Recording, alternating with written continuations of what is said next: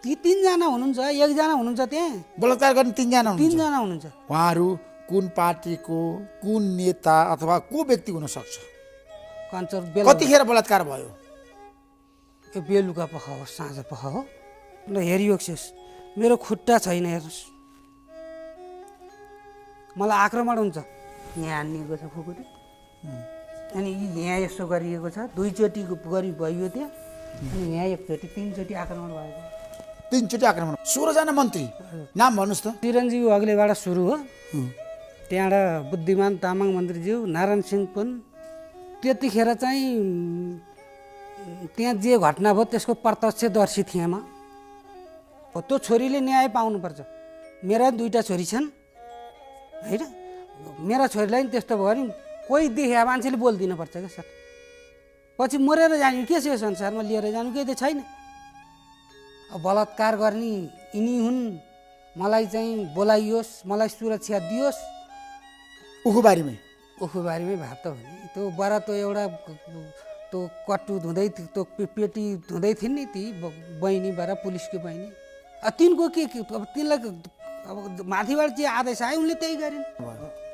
ज्यान मार्ने उद्देश्यले हो, उद्देश्यले नै उद्देश्यले। तपाईँ बचिरहनु भएको छ अहिलेसम्म। भगवानको कृपा।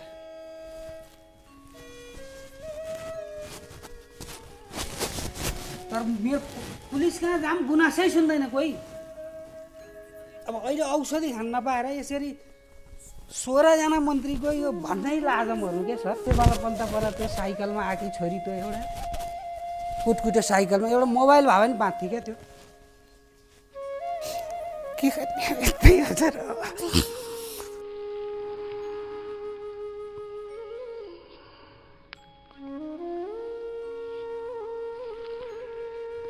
यो भिडियोको हाइलाइट्स हेरेर तपाईहरुको मनलाई कतिको छुयो साथीहरु? मेरो मन त अति नै छुयो। मैले मनलाई सम्हाल्नै सकिन। यो भिडियो जनता जान्न चाहन्छन् ऋषि धमला दाइको युट्युब च्यानलमा थियो। त्यो भिडियोलाई मैले डाउनलोड गरेर फेरि पनि पुनः एडिटिङ गरेर तपाईहरुमाझ पस्केको छु। आशा छ यो भिडियो मैले यति रिस्क लिएर हालेको छु। अहिलेको युट्युब कमिटी गाइडलाइन्सले अर्को चीजमा अपलोड गरिसकेको चीजलाई फेरि पनि रिअपलोड गर्दा युट्युब च्यानल उड्ने समस्या हुन सक्छ। मेरो यो लाखौं रुपैयाँको युट्युब च्यानल हुन सक्छ मूल्यका हिसाबले, र यसमा तपाईको लगभग लाखौं सब्स्क्राइब नै पुगिसकेको छ। यो च्यानल मेरो समस्या आउन सक्छ, तर मैले यो च्यानललाई समस्या आउँछ भनेर मन हिचकिचाएको छैन। ताकि निर्मला पन्त बहिनीले न्याय पाउनु पर्छ, तिनको हत्यारालाई सजाय दिलाउनु पर्छ भन्ने हेतुले मैले यो भिडियो निर्माण गरेर आज मेरो युट्युब च्यानलबाट फेरि पनि ऋषि धमला दाइको युट्युब च्यानलबाट डाउनलोड गरी अपलोड गरिरहेको छु। साथीहरु, तपाईहरुको पनि दिदी बहिनी छन्, तपाईहरुका पनि छोरीचेलीहरु छन्। यदि तपाईहरुलाई अलिकति पनि मनमा दया र माया छ भने सबैले सक्दो शेयर गरिदिनु होला। हत्यारा पत्ता लागेको छ। हत्यारा को हो भनेर एकदमै नजिकमा आइपुगेको छ। तर नेपाल सरकारले के हेरेको छ? अहिले त नयाँ सरकार बनेको छ। हिजोका दिनमा रवि लामिछानेले गृहमन्त्री हुँदै गर्दा मैले निर्मला पन्तलाई न्याय दिलाएरै छोड्छु भनेर भनेका थिए। त्यही कुरालाई आज मैले सम्झे र यो भिडियोलाई अपलोड गर्न खोजिरहेका छु, ताकि यो भिडियोले फेरि पनि झकझक्याओस् र निर्मला पन्तको विषयलाई फेरि कोट्याओस् अनि अपराधीलाई सजाय दिलाओस्। यो भिडियो अपलोड गर्दै गर्दा मेरो ज्यानको पनि खतरा हुन सक्छ साथीहरु, तलमाथि हुन सक्छ। तर म डकमगाएको छैन, म डराएको छैन, म हटबडाएको छैन। किनकि निर्मला पन्त बहिनीले न्याय पाउनु पर्छ।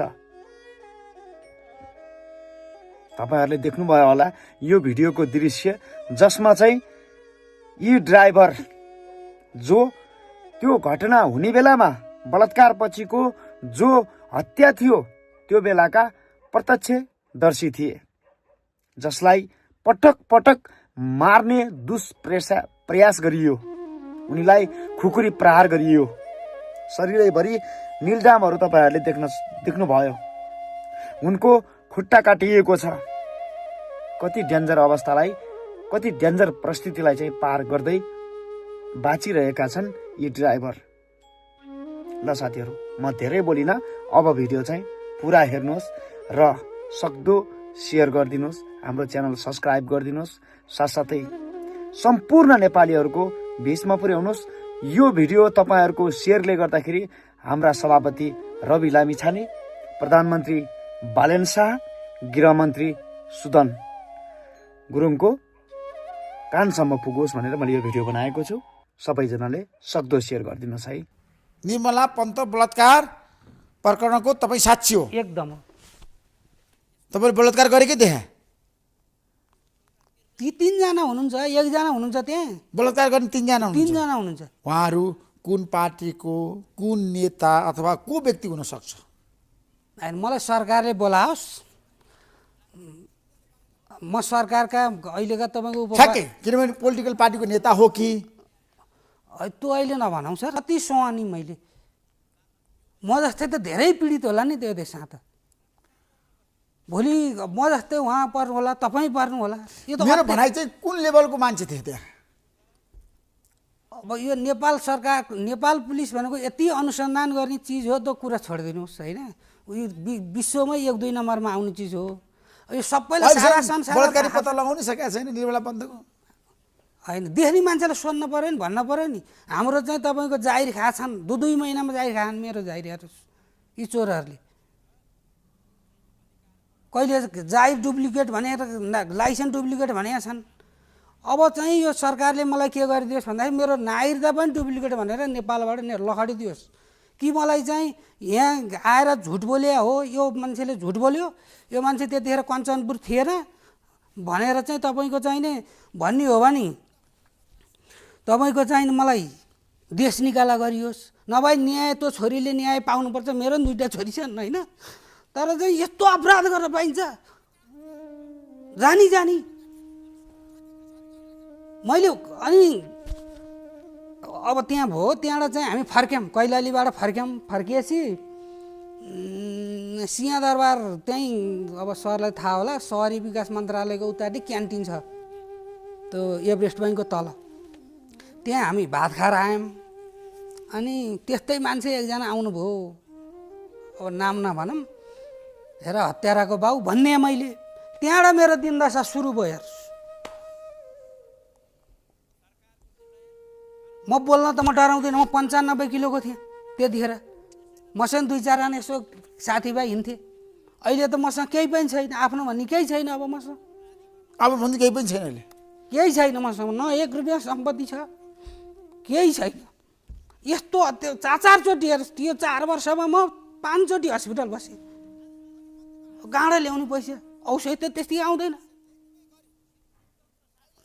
अब जाहिर खाना जाम तपाईँको चाहिने 2 महिनामा अख्तियार लाग्छ। हेर्नुहोस्, त्यो हाकिम तपाईँको मैले देख्न पाएदेखि मैले चाहिँ दिउँसै पेट्रोल खनाएर आउलाइदिन्थेँ त्यो हाकिमलाई, त्यो यातायातको हाकिमलाई। मेरो ढड्डा भएकोहरू कसरी डुप्लिकेट हुन्छ? हुन्छ हुँदैन? ल भन्नुहोस् त, यो प्राइम टेलिभिजन मेरो हो भनेर मैले पाउँछु? नमराजी, निर्मला पन्त बलात्कार प्रकरणको तपाईँ साक्षी भन्नुभयो।